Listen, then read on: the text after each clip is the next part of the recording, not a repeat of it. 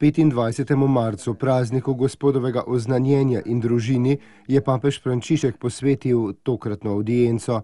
Po njegovih besedah je jasno, da Cerkev za svoje poslanstvo potrebuje ogromno molitve, ki bo polna ljubezni do družine in življenja, molitve, ki se zna veseliti s tistim, ki je vesel, in trpeti s tistim, ki trpi. V ta namen je papež s svojimi sodelavci sestavil molitev za prihodnjo sinodo v družini. Izrazil je željo, da bi jo podoživljalo usmiljenje dobrega pastirja za svojo čredo, zlasti za osebe in družine, ki so iz različnih razlogov utrujene in izčrpane. Santa Familia di Nazaret. Sveta nazareška družina, naj se v naših družinah nikoli več ne izkusi nasilja, zaprtosti in razdeljenosti. Kdor je bil ranjen ali pohujšan, naj kmalu spozna tolažbo in ozdravljenje.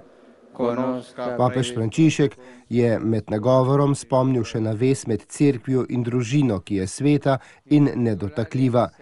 Cerkev kot mati nikoli ne zapusti družine, tudi ko je ta ponižana, ranjena in spremenjena na različne načine. Ne zapusti je tudi takrat, ko pade v greh ali se oddalji od cerkve. Vedno bo naredila vse, da bo poskušala zanjo skrbeti in jo zdraviti ter jo vabila k spreobrnenju in spravi z Gospodom.